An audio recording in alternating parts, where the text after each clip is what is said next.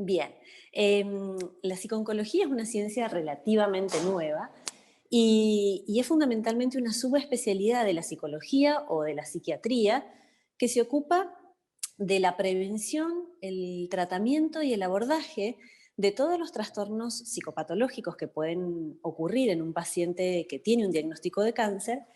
Y una de las cosas importantes y fundamentalmente diferentes de cualquier otro tipo de abordaje convencional es que cuando trabajamos desde la psicooncología siempre vamos a trabajar con la familia del paciente y con el equipo tratante.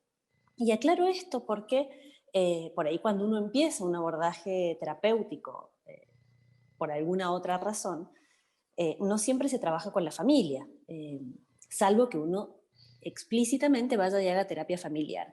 Sin embargo, cuando trabajamos en psicooncología siempre incluimos a la familia como parte del abordaje del paciente, lo que no significa que hagamos terapia familiar, sino que vamos a acompañar no solo al paciente, sino a toda la familia, porque entendemos que el diagnóstico de cáncer impacta no solamente en una persona, sino que también genera impacto en todo el núcleo familiar. Entonces, trabajamos no solo con el paciente, sino, como te decía recién, con la familia y, por supuesto, con todos los miembros del equipo de salud, ¿no? La psicooncología es un abordaje que necesariamente supone el trabajo interdisciplinario, ¿no? En donde trabajamos con los médicos, trabajamos con el equipo de hospital de día cuando el paciente está haciendo el tratamiento.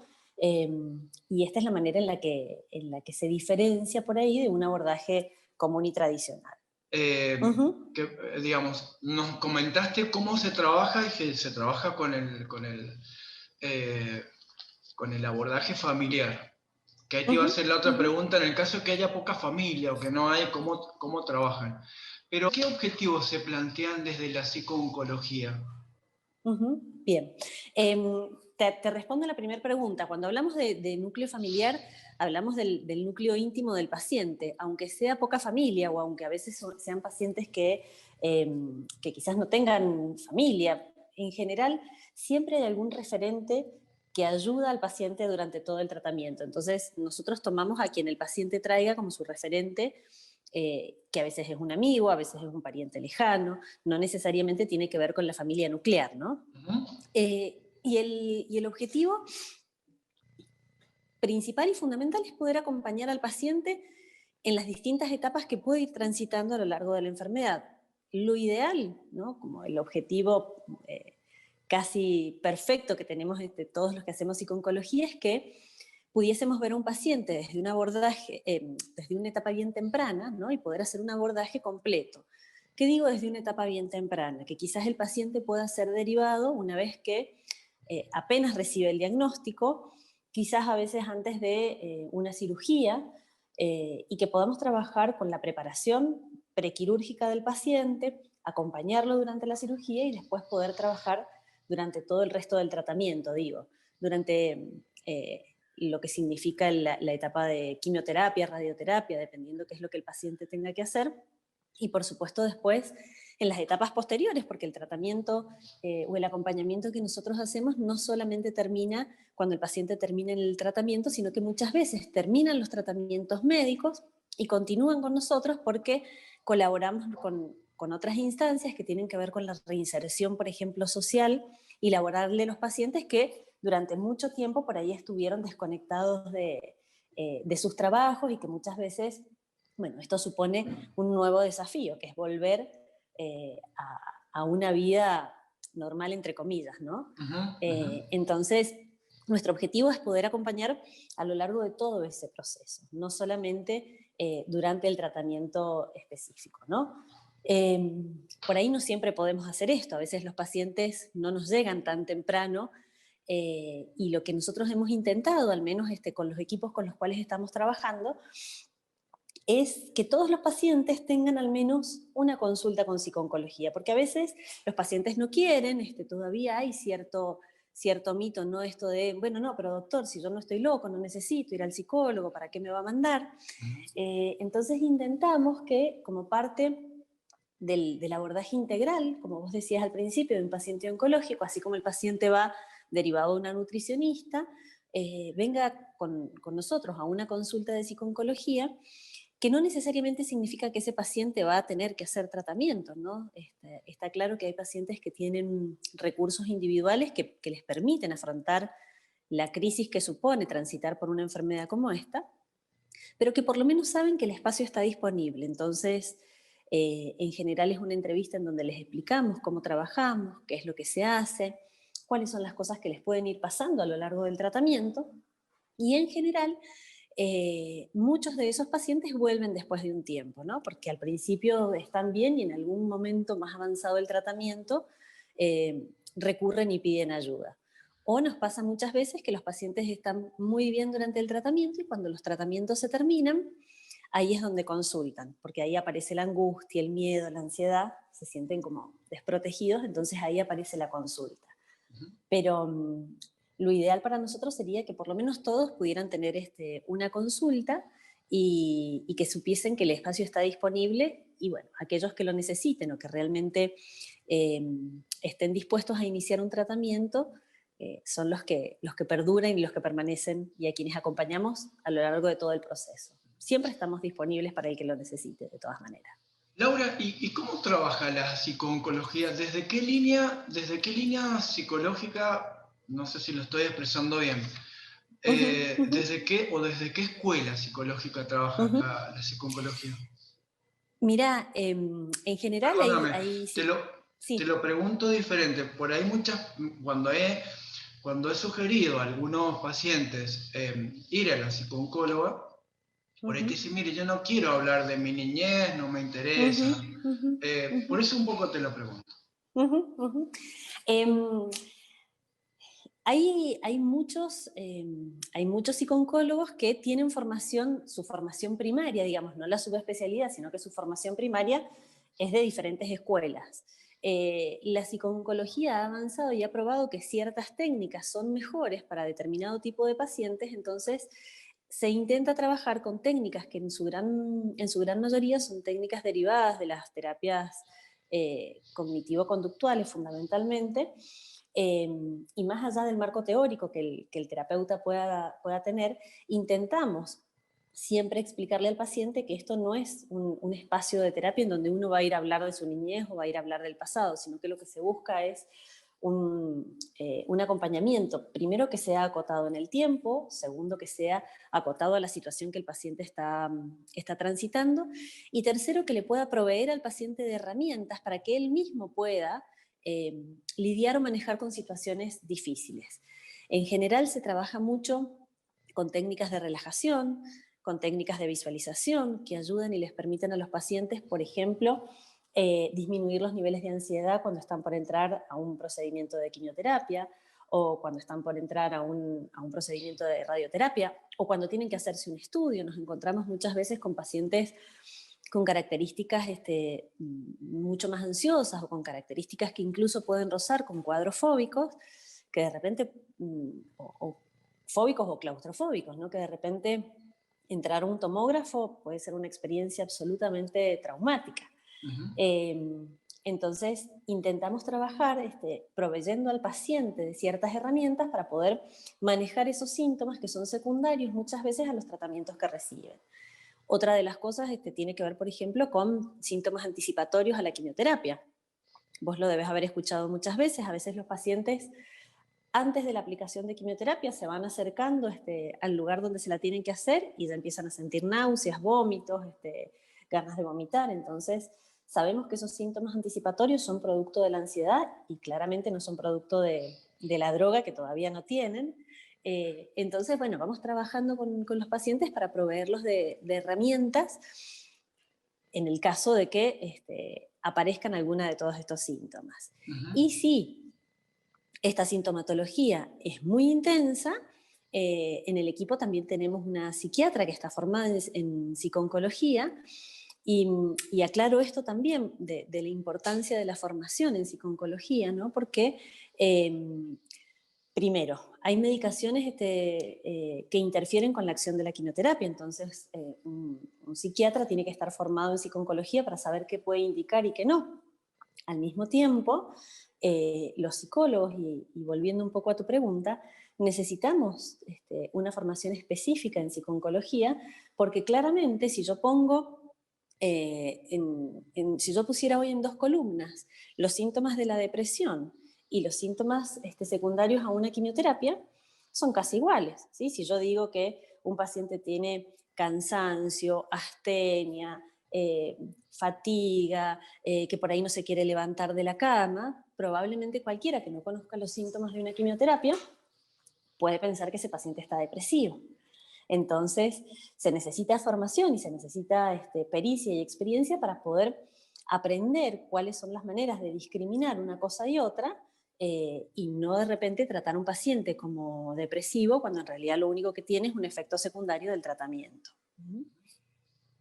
Y en la medida que va transcurriendo el tratamiento o la historia de la gente con enfermedades oncológicas, te van planteando diferentes miedos, diferentes angustias y vas utilizando diferentes herramientas, ¿o cómo es? En general, los pacientes van desarrollando sus propios recursos, ¿no? Una cosa que va modificando es en dónde está puesto por ahí el miedo o el foco de la ansiedad. A veces al principio está puesto en si van a poder salir del tratamiento, cómo se van a sentir, si lo van a poder afrontar, qué les va a pasar con algunos otros efectos, como por ejemplo la caída del pelo o cómo se van enfrentando por ahí con su propio cuerpo, ¿no? Recordemos que a veces los tratamientos oncológicos generan o previamente tienen cirugías que en algunos casos pueden ser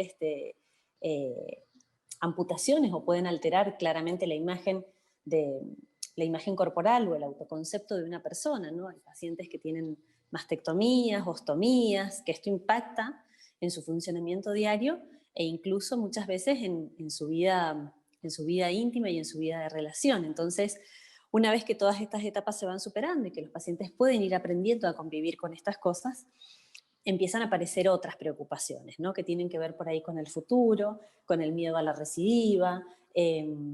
Inmediatamente después de los tratamientos empiezan la ansiedad por el estudio de control siguiente. Bueno, ¿y ahora qué va a pasar? ¿No? Yo siempre les explico lo mismo, y es que claramente un estudio que en algún momento era un estímulo que no generaba nada, que era un simple estudio de control, se transforma en un estímulo que genera mucha ansiedad desde el momento en que, a partir de un estudio, mi vida cambia, ¿no? Me dan un diagnóstico y mi vida cambia. Entonces, claramente, el tener que volver a transitar por situaciones similares a esa, que fue una experiencia traumática, genera y eleva mucho los niveles de ansiedad, ¿no? Y sobre todo durante los primeros años de control. Después, bueno, los pacientes vuelven a acostumbrarse de que puede volver a transcurrir un estudio y que el resultado sea bueno, o sea que no pasa nada. Pero bueno, van evolucionando y va cambiando el foco de ansiedad.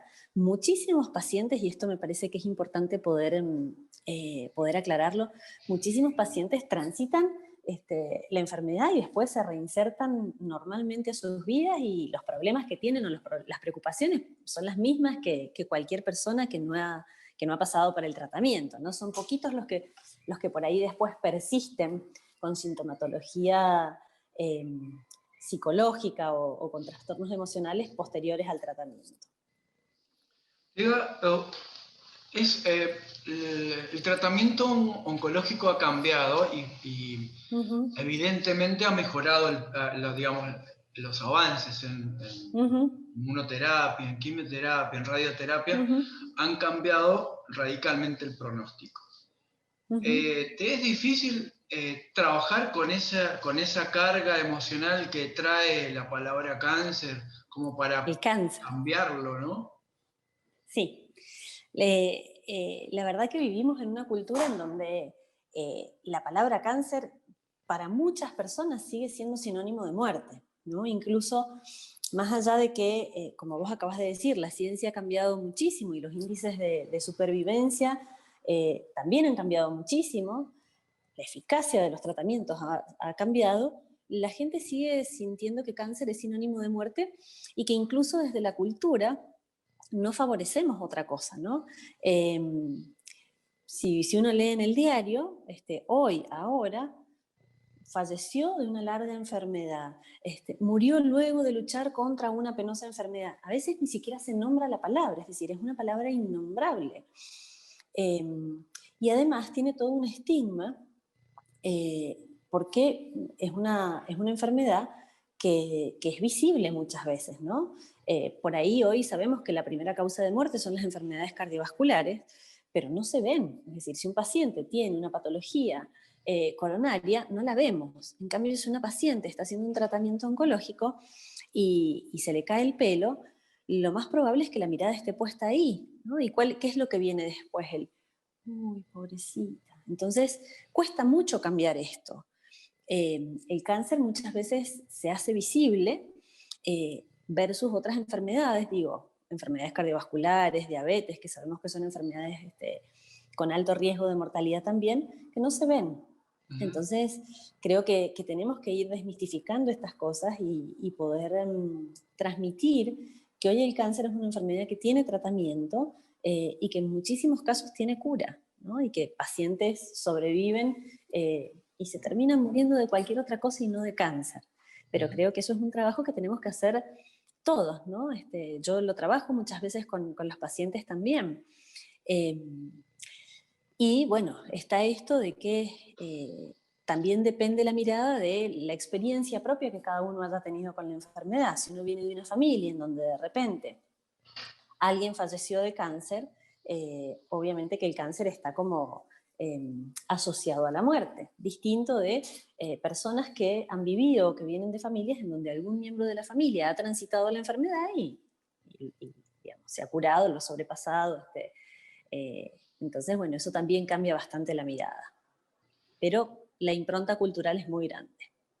Laura, ¿se te viene a la cabeza, seguro que sí, no sé si es el momento, si no se puede, no se puede, alguna anécdota de algún paciente con quien hayas trabajado y que hayas visto cómo fue superando, digamos, cómo fue superando en el tiempo algunas cosas, como que puedas compartirlo y que te haya tocado en el corazón, como nos pasa a todos, ¿no? Sí, muchísimos, muchísimos. Eh, Se me vienen muchos, pero se me viene una paciente que eh, yo estaba un día atendiendo, me golpea la puerta del consultorio la oncóloga, y aclaro esto, y esto hablo de la importancia del trabajo en equipo, ¿no? Y el trabajo en equipo no es solamente estar en contacto con el otro, sino que podamos trabajar cerca, porque nos pasan estas cosas. A veces necesitamos intervenir en el momento inmediato. Entonces, me golpea la puerta la oncóloga que estaba atendiendo a la paciente y me dijo, por favor, vení, porque no sé qué hacer. Entonces, entro al consultorio y me encuentro una paciente que estaba totalmente desbordada, acababa de ser diagnosticada con cáncer de mama y tenía que empezar el tratamiento, y la médica le estaba diciendo, ella tenía un viaje programado con sus amigas que habían pagado desde hacía muchos años atrás, era con sus amigas de toda la vida, y se iban a ir a Brasil, y la oncóloga le estaba diciendo que no iba a poder viajar. Entonces, sumado al enojo que le generaba esto de estar enferma, ¿no? Esto del por qué a mí, que muchas veces aparece, estaba esto de que el sueño que había tenido durante tanto tiempo y que venían planeando desde hacía más de un año con sus amigas, no lo iban a poder lograr. Y estaba furiosa, enojada, enojada, enojada. La oncóloga me presenta, le explica cómo trabajamos, y me acuerdo que ella me miraba y me dijo, ¿y que acaso la licenciada me va a devolver todo lo que no voy a poder hacer en esta vida? Mucho, mucho enojo, mucho, mucho enojo. Bueno, una paciente que fue difícil al principio, porque era una paciente para la cual ella decía que prefería no hacerse el tratamiento antes que perder el pelo, porque para ella perder el pelo iba a ser terrible. Bueno, tenía todas las dificultades propias que puede tener una paciente al principio. Y bueno, fuimos trabajando mucho. Hoy ya terminó su tratamiento y Y cada vez que se acuerda de eso y de cómo estaba ella en ese momento, se ríe y siempre me dice, ¿cómo me aguantaste? Me decía. Me dice, yo, si hubiera sido vos, no me aguanto. Y la verdad que es muy útil cuando transitan, ¿no? Estados tan críticos y los pacientes van resolviendo, van pudiendo procesar y elaborar todo esto que les va pasando, eh, el proceso que ellos mismos van haciendo de crecimiento.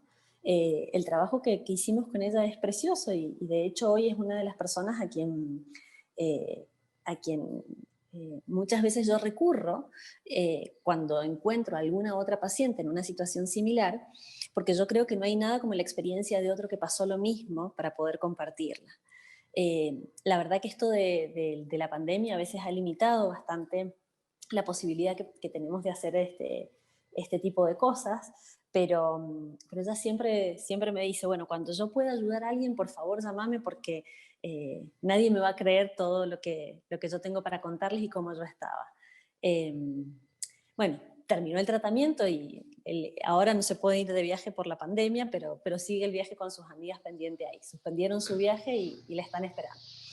Así que, bueno, y de esas, un montón Yo, de pacientes que... dos o tres preguntitas más. Uh-huh, Eh, Uno es, ¿cómo ha impactado la pandemia? uh-huh, ¿Cómo has visto desde lo psicológico que ha impactado la pandemia en uh-huh, los pacientes con cáncer? uh-huh, uh-huh. Eh, la verdad que ha sido muy difícil porque a todo lo propio de la pandemia, es decir, a todo el impacto que la pandemia ha tenido en términos de salud mental en la población general, de lo cual a mi gusto se ha hablado bastante poco. Es decir, hay mucha más preocupación por qué es lo que le pasa o por el riesgo que una persona puede tener de contagiarse de COVID, pero se ha hablado bastante poco de cuáles son las consecuencias psíquicas para las personas de estar 8 meses bajo una cuarentena o bajo ciertas limitaciones. Y claramente esto en los pacientes oncológicos se agrava porque el mensaje está, sos paciente de riesgo porque estás inmunocomprometido. Entonces, al miedo propio que genera muchas veces la inmunosupresión, se suma el riesgo de qué me pasa si encima de que tengo cáncer me enfermo de COVID. Esto ha hecho que se disminuyan mucho los controles. No todo, el paciente que está en tratamiento activo en general es un paciente que ha tenido que seguir asistiendo, pero muchos pacientes que por ahí estaban en controles han dejado de hacerse sus controles por miedo a acudir a las instituciones. Y en esto me parece importante este espacio para poder aclarar que todas las instituciones que tratan con pacientes oncológicos o con pacientes inmunosuprimidos están preparadas para recibir a los pacientes, tienen todas las medidas de precaución para que no les pase nada y que no dejen de hacer los controles que cada paciente tiene que hacer, porque el riesgo está en no hacer el control y no en hacer el control y concurrir a una institución en donde se lo va a cuidar con todas las medidas de seguridad. Eh, y claramente el miedo es mucho más intenso porque bueno, está esto del ser paciente de riesgo, ¿no?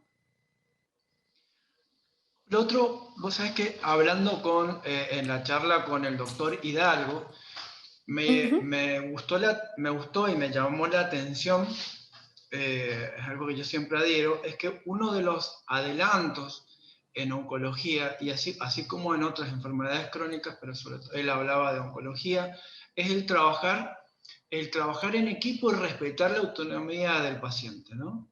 uh-huh, Algo como uh-huh, tan uh-huh. básico como respetar a la persona que está enferma, él lo ponía en valor como un adelanto. Uh-huh. Eh, y esto tiene que ver un poco con la pregunta que te iba a hacer es, ¿cómo se cristaliza el trabajar en equipo? Algo vos Uh-huh, comentaste recién, que te golpearon la uh-huh, puerta de la oncóloga y uh-huh, eso, uh-huh. estos momentos de informalidad que hacen que se cristalice el equipo, pero ¿cómo lo vivís vos y qué tan fácil o tan difícil es en nuestra Mendoza trabajar en equipo?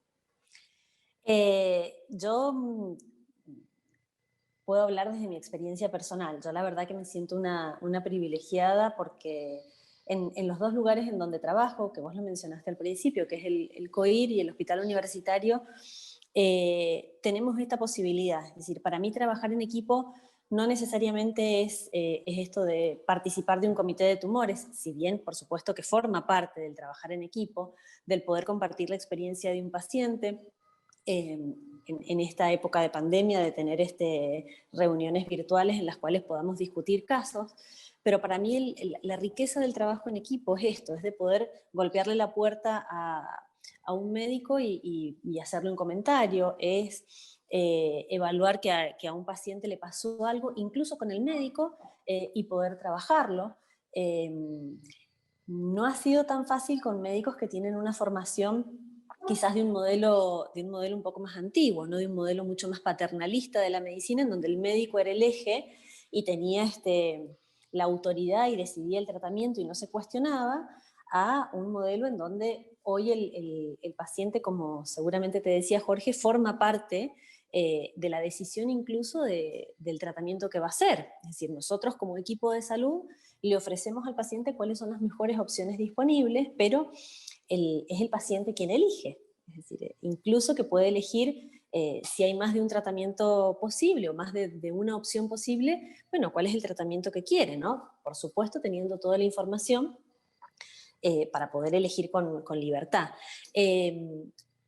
Para mí no hay otra manera de trabajar, es decir, yo no puedo concebir otra manera de trabajar que no sea el trabajo en equipo. Incluso dentro de la misma institución, con la psiquiatra que trabaja con nosotros, muchas veces tenemos consultas en donde estamos las dos juntas. Es decir, un paciente que está haciendo tratamiento psiquiátrico y psicológico, estamos las dos en la misma consulta y cada una se ocupa de su parte y uno chequea la información y otro, bueno, vamos evaluando, vamos trabajando otros aspectos. Lo mismo hacemos muchas veces con los oncólogos, es decir, pasó la semana pasada que había una paciente que yo la había visto en el consultorio, que estaba muy angustiada, con pensamientos bastante ansiógenos y muy anticipatorios de todo lo que le iba a pasar, de todo lo que iba a hacer, de todo lo que tenía que vivir.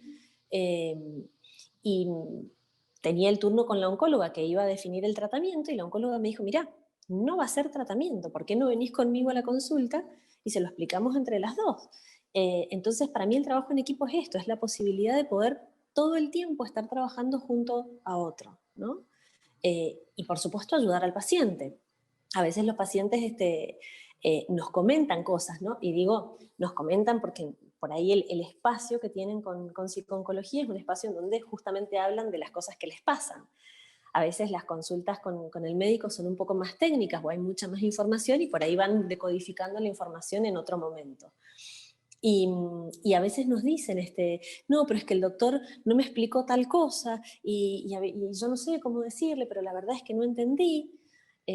Nosotros muchas veces con la autorización del paciente intervenimos en esto también, ¿no? Y le avisamos a los médicos, mirá, la vez anterior no entendió porque no le explicás, tiene turno tal día, va a ir, o incluso si hay algo que al paciente le molesta. Entonces podemos ir ayudando al paciente y ayudándonos a nosotros como equipo también, porque no todos los pacientes son iguales ni todos los pacientes necesitan de las mismas cosas, ¿no? Entonces, para mí esta es la verdadera sinergia del poder trabajar en equipo.